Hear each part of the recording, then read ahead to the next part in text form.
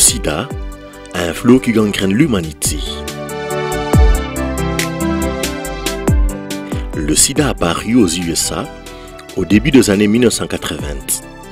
C'est au sein de la communauté homosexuelle qu'apparurent les premiers symptômes épidémiologiques indiquant que la maladie, pas encore nommée, est transmissible par voie sexuelle.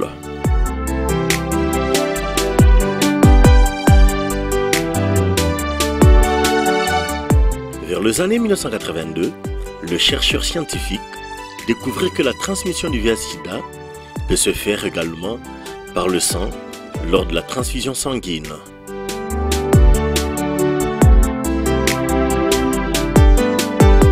Le virus du VIH provoque le sida, qui est le stade actif de la maladie. Et ces virus-là affaiblissent le corps contre, justement, on va parler du vaccin, contre la défense. Le corps se laisse malmener par n'importe quelle maladie. Ça peut être les mycoses, ça peut être la tuberculose, ça peut être, je ne sais pas, une entérite chronique, ça peut prendre tout, n'est-ce pas? L'amaigrissement, n'est-ce pas? La faiblesse, beaucoup de signes malheureusement qu'on peut retrouver chez quelqu'un qui n'a pas le virus du sida. Vous comprenez?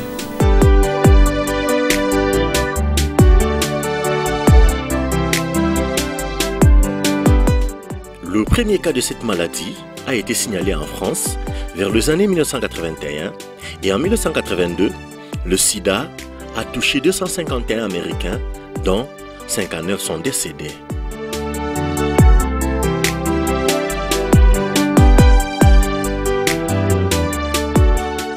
Les premiers cas sont identifiés en Belgique chez les malades venus de la République démocratique du Congo. Le chercheur pense qu'avec l'indépendance de 1960, le changement intervenu dans la société a fait que le virus s'est propagé des petits groupes de personnes séropositives vers des populations plus étendues à la fin des années 1970.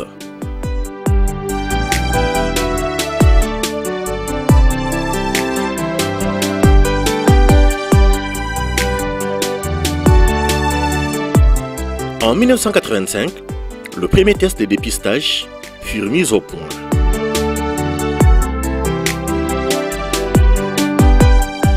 En 1986, vu la gravité de la situation dans le monde, le 1er décembre a été décrété Journée mondiale du sida par l'OMS.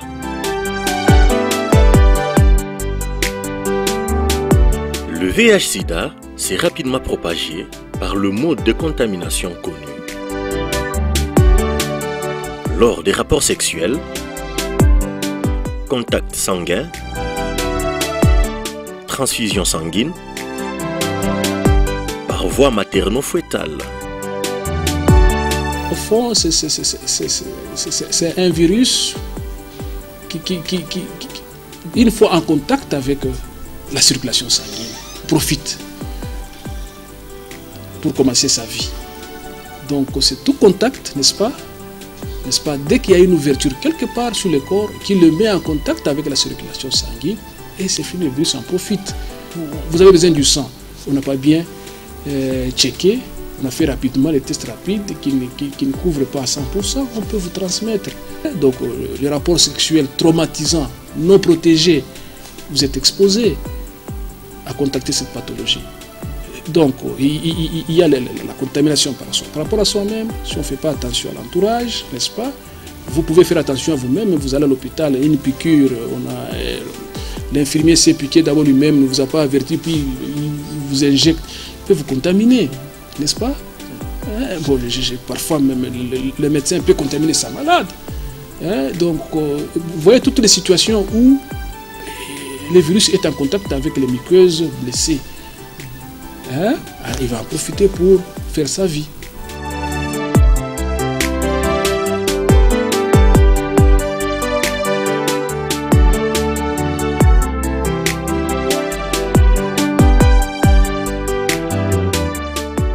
Le mode de contamination probable est connu pour 73% des personnes diagnostiquées en 2015.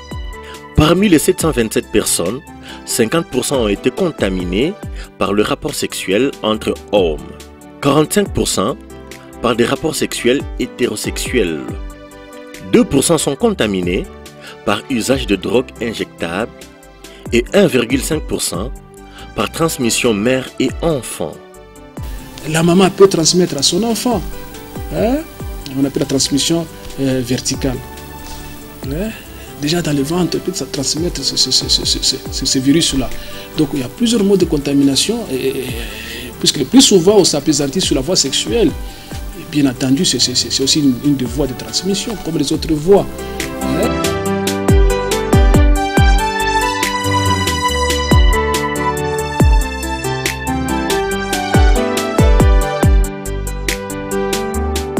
Pour réduire les risques de transmission du VIH/Sida d'une personne à une autre, vous devez utiliser le condom, se soumettre au traitement de prophylaxie pré-exposition, le traitement de prophylaxie post-exposition, l'abstinence, la fidélité à un seul partenaire, se faire dépister régulièrement et la réduction de la charge virale.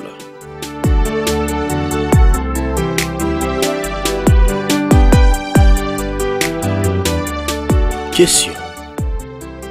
De toutes ces mesures de prévention expliquées, laquelle semble la bonne et pourquoi? De toutes ces mesures qu'on a expliquées, moi je préférais la fidélité. Parce que quand on est fidèle à son partenaire, on n'aura pas besoin plutôt d'utiliser le préservatif. Parce que moi, je considère le préservatif comme un moyen de protection. Quand on se protège avec le préservatif, je suppose c'est quand on couche avec plusieurs personnes. Et pour cela, il faut rester seulement fidèle à une personne.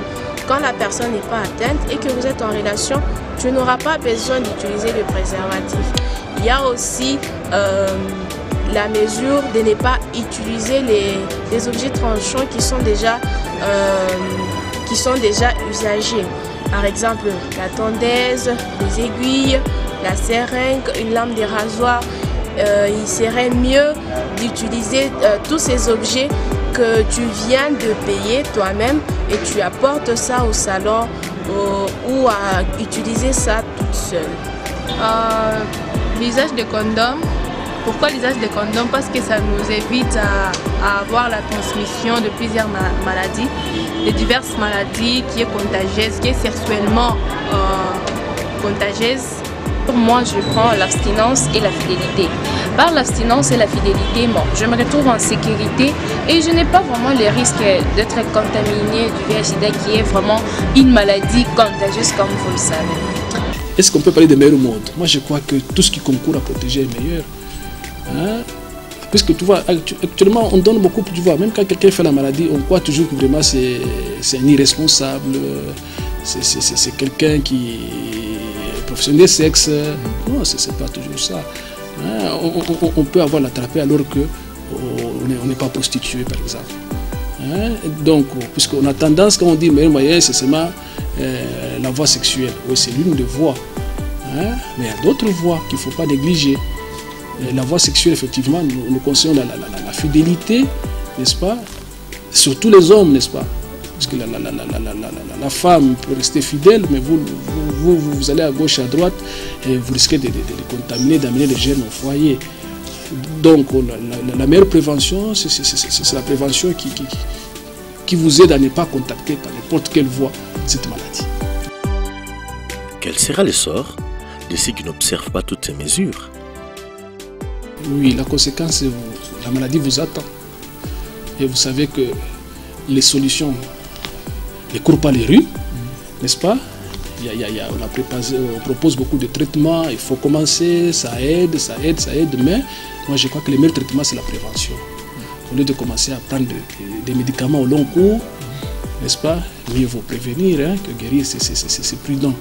Donc si vous ne prenez pas vos dispositions et que vous attrapez cette maladie, n'est-ce pas, vous allez souffrir pendant longtemps, alors que la prévention, vous allez vivre longtemps bien, sans le virus.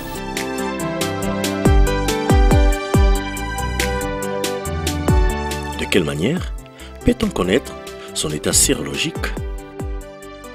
C'est simple. Une goutte de sang. Et actuellement, mais c'est même gratuit. Et nous encourageons, il faut connaître son statut. Pour plusieurs raisons.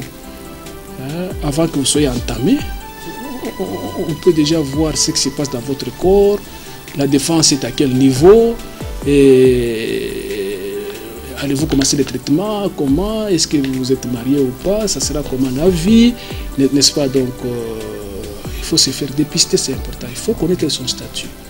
Ça vous permet de prendre des dispositions, soit de continuer avec votre prévention, puisque ça marche. Si jamais vous avez été en contact, le médecin vous dira à quel degré, qu'est-ce qu'il faudra faire pour que vous vivez normalement. Donc actuellement, vous commencez votre suivi à temps, vous allez vivre normalement, et le médecin vous dira ce qu'il faudra faire, comment vous contrôler pour que vous ne puissiez pas rechuter. Parce que le problème c'est quoi? Vous ne vous connaissez pas, vous allez encore à gauche, à droite, vous ajoutez plusieurs souches.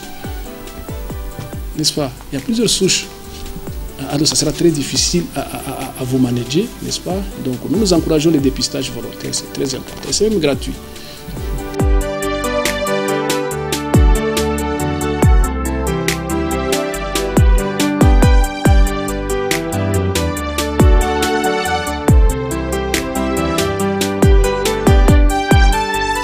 Quel intérêt pouvons-nous tirer après être informés de cette thématique? L'intérêt que je peux tirer de cette thématique, c'est de ne pas utiliser les objets tranchants qui sont déjà usagés, aussi rester fidèle à un seul partenaire, et aussi l'abstinence. Si tu t'abstiens, et là, tu es prévenu de la maladie. Quand c'est faire dépister pour connaître son état de santé. Bon, l'usage de condoms me permet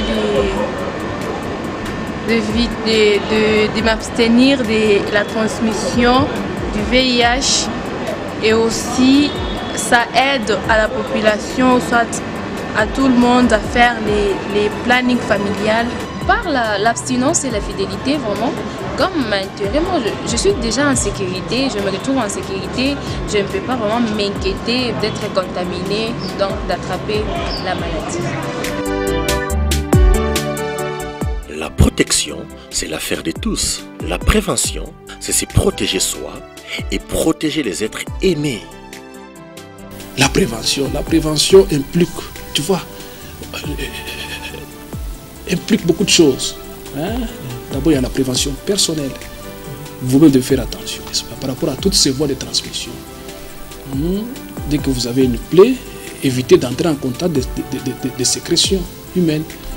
Des sécrétions qui viennent du corps humain. Vous pouvez vous contaminer. Ok? Alors, par voie sexuelle, il faut vous protéger. Et nous encourageons la fidélité. Ok? Et parfois, ça ne dépend pas de vous. Vous vous protégez vous-même. Vous arrivez, par exemple, vous êtes malade, vous arrivez à l'hôpital et c'est l'hôpital qui vous contamine. Voilà pourquoi je disais que c'est l'affaire de tout le monde. L'hôpital doit faire un effort de n'utiliser que les matériels souvent à usage unique. L'histoire de restériliser, comme les seringues, c'est déjà fini, il ne faut plus utiliser ça. Et dès que vous avez piqué, bien protégé. Et actuellement, nous avons enseigné même dans les bocals où il faut mettre les instruments essuyés. Vous comprenez donc, là, vous êtes protégé, vous avez fait attention, mais vous arrivez à l'hôpital, ça, c'est plus vous. Donc, il y a le corps médical, n'est-ce pas? Il y a l'environnement, n'est-ce pas? Vous êtes en train de jouer entre vous, il y a les salons de coiffure, n'est-ce pas? Et donc, ceux qui ont les doivent avoir les boîtes à stérilisation, les tondeuses, il faut les stériliser, les ciseaux, il faut les stériliser. Pourquoi pas avoir son kit personnel? Quand vous voulez aller comme pour les hommes, pour les mamans, votre peigne, votre essuie, tout normalement, vous allez là-bas. Donc, chaque fois qu'il y a contact des blessures, d'ouverture, n'est-ce pas, des muqueuses, de la peau, n'est-ce pas quoi, et que les germes peuvent arriver là-bas, vous pouvez vous contaminer. Donc, il faut éviter ces situations-là où vous entrez en contact avec les sécrétions du corps humain. Voici ce que vous pouvez faire pour réduire le risque de transmission du VIH. Utilisez un nouveau condom. Utilisez un DIC dentaire si vous pratiquez le sexe oral. Choisissez des activités sexuelles à bas risque. Réduire le nombre de partenaires sexuels. Considérez un traitement pré- ou post-exposition au virus. Si vous êtes séropositif, suivez votre traitement comme indiqué.